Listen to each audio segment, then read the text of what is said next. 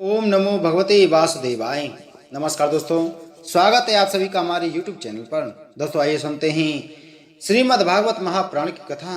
दोस्तों पिछली कथा में हमने वर्णन किया था 10 प्रकार की सृष्टि का वर्णन। आज की कथा में हम वर्णन करेंगे मनवंतर आदि काल विभाग का वर्णन।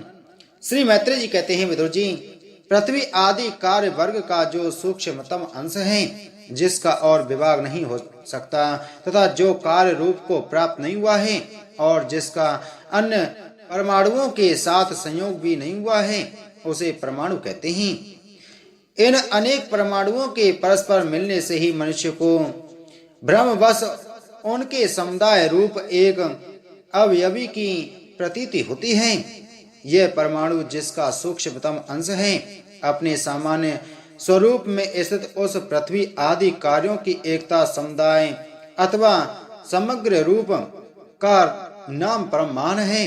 इस समय उसमें न तो प्रलय आदि अवस्था भेद की स्फूर्ति होती है, न नवीन प्राचीन आदि काल भेद का भान होता है और न घट पट आदि वस्तु भेद की ही कल्पना होती है। साधु श्रेष्ठ, इस प्रकार यह वस्तु के सूक्ष्मतम और महत्तम स्वरूप का विचार हुआ। इसी के सादृश्य से परमाणु आदि अवस्थाओं में व्याप्त होकर व्यक्त पदार्थों को भोगने वाले सृष्टि आदि में समर्थ अव्यक्त स्वरूप भगवान का काल की भी सूक्ष्मता और स्थूलता का अनुमान किया जा सकता है। जो काल प्रपंच की परमाणु जैसी सूक्ष्म अवस्था में व्याप्त रहता है, वह अत्यंत सूक्ष्म है, और जो सृष्टि से लेकर प्रलय पर्यंत उसकी सभी अवस्थाओं का भोग करता है, वह ब्रह्मांड है। 2 परमाणु मिलकर एक अणु होता है और 3 अणुओं के मिलने से एक त्रसरेणु होता है, जो झरोखे में से होकर आई हुई सूर्य की किरणों के प्रकाश में आकाश में उड़ता देखा जाता है। ऐसे 3 त्रसरेणुओं को पार करने में सूर्य को जितना समय लगता है, उसे त्रुटि कहते हैं। इससे 100 गुना काल वेद कहलाता है और 3 वेद का एक लव होता है। 3 लव को एक निमेष और 3 निमेष को एक क्षण कहते हैं और 5 क्षण की एक काष्ठा होती है और 15 काष्ठा का एक लघु। 15 लघु की एक नाड़िका दंड कही जाती है। 2 नाड़िका का एक मुहूर्त होता है और दिन के घटने बढ़ने के अनुसार दिन एवं रात्रि की दोनों संध्याओं के 2 मुहूर्तों को छोड़कर 6 या 7 नाड़िका का एक पहर होता है। यह याम कहलाता है, जो मनुष्य के दिन या रात का चौथा भाग होता है। 6 पल तांबे का एक ऐसा बर्तन बनाया जाए जिसमें एक प्रस्थ जल आ सके और 4 मासे सोने की 4 अंगुल लंबी सलाई बनाकर उसके द्वारा उस बर्तन के पैदे में छेद करके उसे जल में छोड़ दिया जाए। जितने समय में एक प्रस्थ जल उस बर्तन में भर जाए, वह बर्तन उसमें डूब जाए, उतने समय को एक नाड़िका कहते हैं। विदुर जी, 4-4 पहर के मनुष्य के दिन और रात होते हैं और 15 दिन रात का एक पक्ष होता है, जो शुक्ल और कृष्ण वेद से 2 प्रकार का माना गया है। इन दोनों पक्षों को मिलाकर एक मास होता है, जो पितरों का एक दिन रात है। 2 मास का एक ऋतु और 6 मास का एक अयन होता है। अयन दक्षिणायन और उत्तरायण वेद से 2 प्रकार का है। ये दोनों अयन मिलकर देवताओं के एक दिन रात होते हैं तथा मनुष्य लोक में ये वर्ष या 12 मास कहे जाते हैं। ऐसे 100 वर्ष की मनुष्य की परम आयु बताई गई है। चंद्रमा आदि ग्रह, अश्विनी आदि नक्षत्र और समस्त तारामंडल के अधिष्ठाता काल स्वरूप भगवान सूर्य परमाणु से लेकर संवर्ष पर्यंत काल में 12 राशि रूप संपूर्ण भवन कोश की निरंतर परिक्रमा किया करते हैं। सूर्य, बृहस्पति, सवन, चंद्रमा और नक्षत्र संबंधी महीनों के वेद से यह वर्ष ही संवत्सर, परिवत्सर, इरावत्सर, अनुवत्सर और वत्सर कहा जाता है। विदुर जी, इन 5 प्रकार के वर्षों की प्रवृत्ति करने वाले भगवान सूर्य की तुम उपहार आदि समर्पित करके पूजा करो। ये सूर्य देव पंचभूतों में से तेज स्वरूप हैं और अपनी काल शक्ति से बीज आदि पदार्थों की अंकुर उत्पन्न करने की शक्ति को अनेक प्रकार से कार्योन्मुख करते हैं। ये पुरुषों की मोह निवृत्ति के लिए उनकी आयु का क्षय करते हुए आकाश में विचरते रहते हैं तथा ये ही सकाम पुरुषों को यज्ञ आदि कर्मों से प्राप्त होने वाले स्वर्ग आदि मंगलमय फलों का विस्तार करते हैं। विदुर जी ने कहा, मुनिवर, आपने देवता, पितर और मनुष्यों की परमायु का वर्णन तो किया। अब जो सनकादि ज्ञानी मुनिजन त्रिलोकी से बाहर कल्प से भी अधिक काल तक रहने वाले हैं, उनकी भी आयु का वर्णन कीजिए। आप भगवान काल की गति भली भांति जानते हैं, क्योंकि ज्ञानी लोग अपनी योग सिद्धि दिव्य दृष्टि से सारे संसार को देख लेते हैं।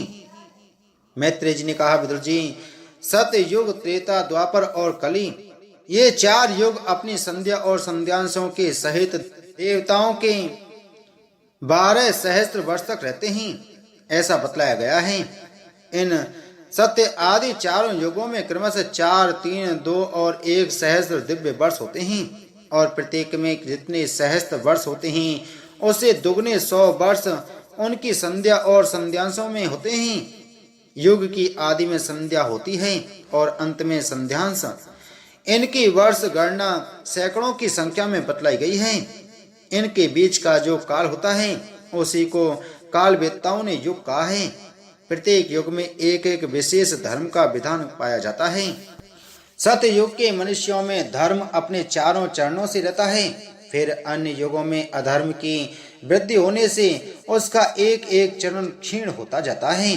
प्यारे विदुर जी, त्रिलोकी से बाहर महलोक से ब्रह्मलोक पर्यंत यहाँ की 1 सहस्त्र चतुर्युगी का एक दिन होता है और इतनी ही बड़ी रात्रि होती है जिसमें जगत कर्ता ब्रह्मा जी शयन करते हैं। उस रात्रि का अंत होने पर इस लोक का कल्प आरंभ होता है। उसका क्रम जब तक ब्रह्मा जी का दिन रहता है तब तक चलता रहता है। उस एक कल्प में 14 मनु हो जाते हैं। प्रत्येक मनु 71 चतुर्युगी से कुछ अधिक काल तक अपना अधिकार भोगता है। प्रत्येक मनवंतर में भिन्न भिन्न मनवंशी राजा लोग, सप्तऋषि, देवगण, इंद्र और उनके अनुयायी गंधर्व आदि साथ साथ ही अपना अधिकार भोगते हैं। यह ब्रह्मा जी की प्रतिदिन की सृष्टि है जिसमें तीनों लोकों की रचना होती है। उसमें अपने अपने कर्मानुसार पशु, पक्षी, मनुष्य, पितर और देवताओं की उत्पत्ति होती है। इन मनवंतरों में भगवान सत्व गुण का आश्रय ले अपनी मनु आदि मूर्तियों के द्वारा पौरुष प्रकट करते हुए इस विश्व का पालन करते हैं। काल क्रम से जब ब्रह्मा जी का दिन बीत जाता है तब भी तमो गुण के संपर्क को स्वीकार करके अपने सृष्टि रचनात्मक पौरुष को स्थगित करके निश्चेष्ट भाव से स्थित हो जाते हैं। उस समय सारा विश्व उन्हीं में लीन हो जाता है।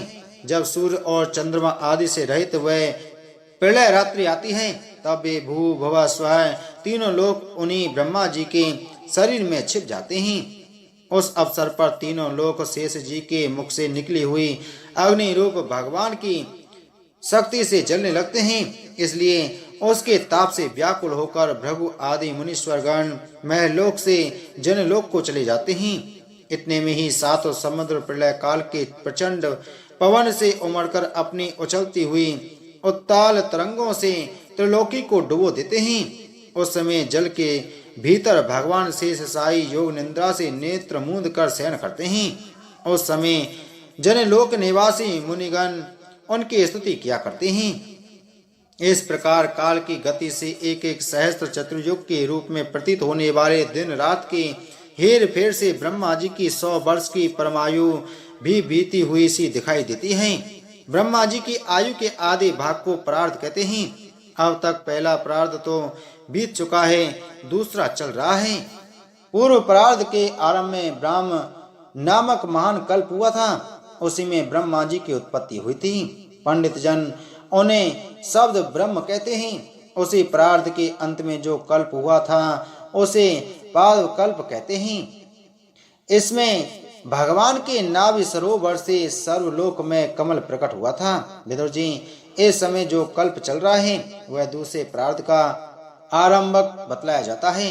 यह 12 कल्प नाम से विख्यात है। इसमें भगवान ने सुख का रूप धारण किया था। यह 2 प्रार्थ का काल अव्यक्त अनंत अनादि विश्वात्मा श्री हरि का एक निमेष माना जाता है।